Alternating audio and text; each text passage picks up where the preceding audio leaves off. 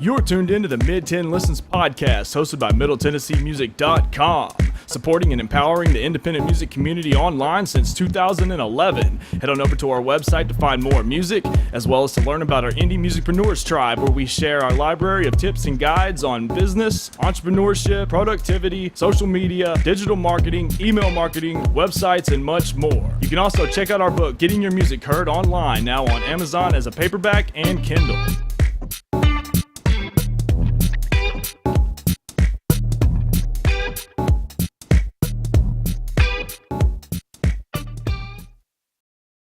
Welcome to the Mid-10 Listens podcast, MiddleTennesseeMusic.com. It's Joshua Smotherman, and it's been a while since you've seen my face on a video or heard my voice in audio. We've been publishing lots of text interviews, lots of reviews, lots of other features on the website, but our video and audio has been lackluster lately. Sorry about that, but we're back, and today I'm interviewing Tanner Mackey. And it's interesting because we ended up with two versions of this interview. A long time ago, well, not a long time ago, but several months ago, I connected with Tanner, and we had decided to do a video interview. He sent me all the files, all his assets, and then I had system failures. I thought I'd lost everything, so I reached back out to Tanner, apologized, sent him some questions, and said, let's do a text interview feature.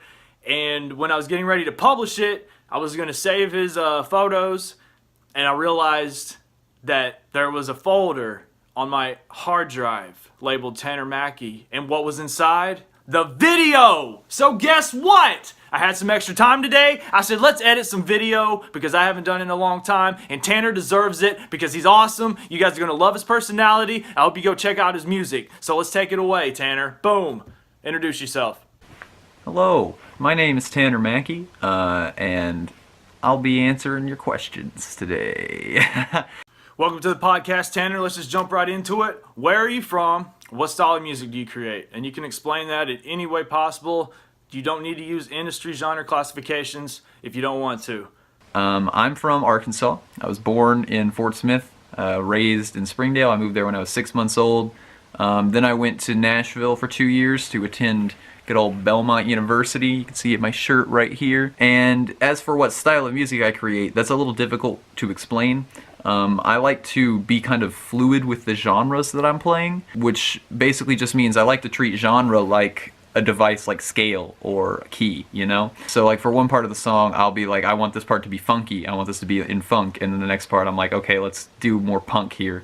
And then the next part, I'll be like, okay, let's do some jazz, and then I'm feeling some blues, and you can really tell that I'm changing styles of genre. And a lot of times I'll mash them together too. That's what I did for my second album. Well, I guess it was technically an EP, my summer EP, It's Not What You Think.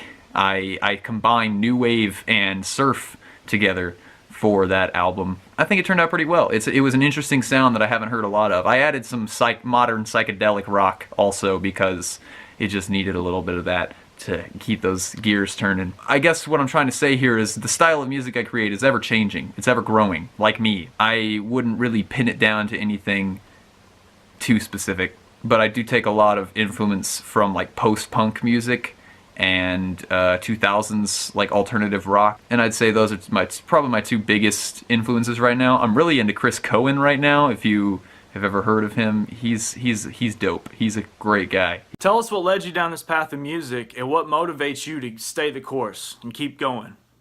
I have been kind of passionate about music. Kind of passionate. I've been passionate about music my whole life, as long as I can remember. Apparently, you know, there was plenty of music played for me in the womb that I wasn't aware of, that I don't really remember. Apparently, I was a big fan of Garth Brooks, but I don't remember being a fan of Garth Brooks, let me tell you. Not that anything's wrong with him. This is not about Garth Brooks, okay? But when I was really young, I would go to my grandma's house, and she had this old upright piano that was, I believe, a Hammond, and it was always out of tune my whole life because it was already 40 years old by the time I ever came into contact with it. But I would mash on the keys and just kind of make stories up. Like I would be hitting the high keys up here, and I would be pretending that's like the good character, you know, doing whatever they were doing, and then the down keys would just sound like, you know, and those would be the bad characters like stomping a town to dust, and then the good character comes in and saves the day, and the bad character, you know, dies, and then there's like a little dying thing. And it was a lot of creativity that was just I was showing a lot of natural affinity for using instruments to express myself without necessarily showing a lot of technical proficiency or talent at that age. But then in middle school, when I was, I don't know, whatever age you are in 7th grade, I joined percussion because I got a 30 out of 30 on my music aptitude test, and then from there they're like, you can play any instrument that we have. You're free to do what you want. And I was like, okay, well, drums seem cool. People like drummers. I thought it was a way that I would be able to make friends. I was wrong, but I did learn quickly. I was first chair for quite a while there without really trying. It was just like, it just all kind of came naturally. I did that through all of school, but I started to recognize that I wasn't really enjoying it very much because it was so structured. I didn't like how we would always have to have things written out in a certain way, and I would have to play it the certain way. So I started to learn how to play drum set when I was around 16. I joined jazz band at school, and I learned a lot from that. But at the same time, I recognized that I hated having other people tell me what I could and couldn't do with my instruments. My band director was a real jerk. Just, oh man, we're not even going to go into that, but he's a real jerk. Don't like him. Never liked him. He was mean. He would constantly tell me not to be doing things on the drum set that I wanted to be doing in a song. Like, he'd be like, Tanner, you can't shuffle that much. And so I was like, I want to shuffle though. I want to put those backbeats in there. Why can't I do that? So that was, I think, really where music started to ignite a fire in me, where I was like, no. I get to make music how I want to make it. You can't tell me what to do. And so after that point, I went and learned how to play guitar and then bass. And I never really learned how to play piano. I would never say there's really a specific point in my life where I just suddenly was like, I can play piano now.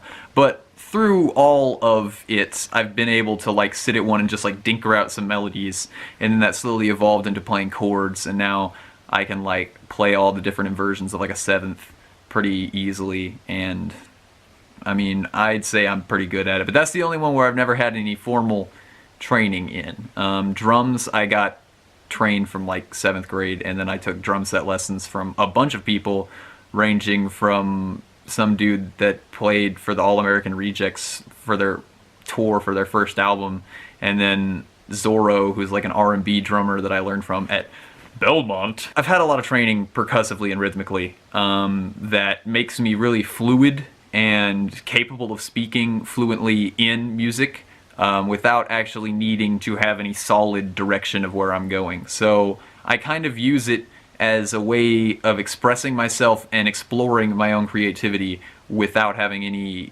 outside people telling me what to do. Because don't tell me what to do. That's a lyric from one of my songs. Don't tell me what to do. That's what has led me down to music, and really why I stay the course. It's freeing. It's really freeing, and it's really expressive, and it's something I'm very passionate about. So with your latest project or projects, because I know we're promoting multiple projects with this interview, were you setting out to accomplish anything specific, and how do they differ from each other? There are 2 new releases that I've had since I got asked these questions. One that has already come out, that came out at the end of 2017, December, I don't remember, 1st maybe, I couldn't tell you. But it's called Be Gentle. It's my 3rd album. I think it's really good, and with that, I was just trying to express myself and make an album that I felt was better than what I had made previously. So all I really set off to do there was just improve on where I've previously come from and to continue to improve. I mean, that's really all I can ever hope for in general, is to just become better with everything that I'm doing. So I would recommend checking that out, and I'll send a link to that in this video.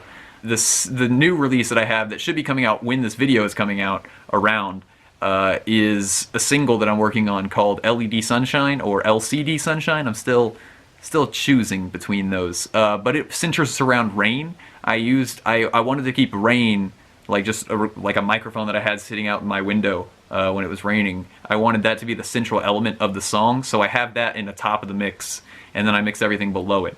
And really what I was trying to accomplish there was, I have a tendency to be sort of maximalist when I'm making my music. I tend to just want to blast everything in your face, and then you can't really notice the smaller nuances of the instruments and how they can play together. There's not a lot of dynamic range. I really tried to keep everything more minimalist in this. I tried to keep the vocals really like lowly mixed. I tried to keep the drums not too much above the rain so that it still keeps the rain as a central element to the song. So I hope I have accomplished that pretty well, and I hope you will enjoy that when it's happening, and then you can tell me how I did on that. I would love to hear your feedback. What are some of the challenges you face as an independent musician in this digital age? And how has or does technology help you? Because we know it does help us. And if it hinders you in any way, how does it hinder you? First of all, I think it's awesome being a indie musician in the digital age. I think it offers us a lot of opportunities, both for musical exploration and for making money off of our music. I personally, I'll just be honest, I'm not very good at making money off of my music yet. I'm working on it, but I have made very little money from anything I've done musically. I've made 3 albums and not much to show for it. So it doesn't just hand you money. Being an indie musician in the digital age isn't just an automatic yeah, you're set. There's a lot of work, and there's a lot of tricks to it that I'm not aware of. There's a lot of small little details that you need to know in order to be successful, I think, that people kind of figure out for themselves or already know that they're important. So has technology helped you? Yes, it's helped me, and it's helped a great number of people, many people, however I would need to phrase that to be speaking English. Technology has helped me for sure. It makes me capable to do more things. Also, I'm able to play a lot more instruments by being able to track over, overdubbing and having a synthesizer and being able to MIDI control things. So that's also really cool. And I think that's a big reason why being an indie musician in the digital age is even possible. So I'm appreciative to be in the era that I'm in, and I hope to utilize the technology that I have available to me a little more efficiently in the future. Where's the best place for us to connect with you online, discover more music, and just stay connected with the news, latest updates, and of course keep up with new releases? And I also want to say thank you for your time. I truly appreciate it. Sorry about the mix-up with all the the failure with the original video interview, but hey, we got it now. Y'all go check out Tanner Mackey. This is MiddleTennesseeMusic.com, Mid-10 Listens podcast. I'm going to ride out with Tanner's answers. I'll see you guys next time. Check us out on MiddleTennesseeMusic.com. Peace. TannerMackey.com is my website. That's the best place to go for anything Tanner Mackey related. So you'd find all my music there. You'd be able to sign up for my email list, see merchandise, that kind of thing. And Spotify is also great. If you have Spotify, go ahead and look up Tanner Mackey. Give me a follow. Maybe add some of my music to your saved music or add me on a playlist. All of those things would help me so much more than you realize. Every single one of those would be immensely helpful to me. And then also I have Instagram, tmac523. I usually keep that pretty updated. I post some goofy photos of me and my dog or something. It's a good time. You could go follow me on that, like my pictures, comment some silly stuff, and then I'll reply silly stuff back at you. Anything else before we sign off? Nope. I hope you have a wonderful day and time and adventure of your life, and I hope you also give my music a listen. I hope you check it out and enjoy it.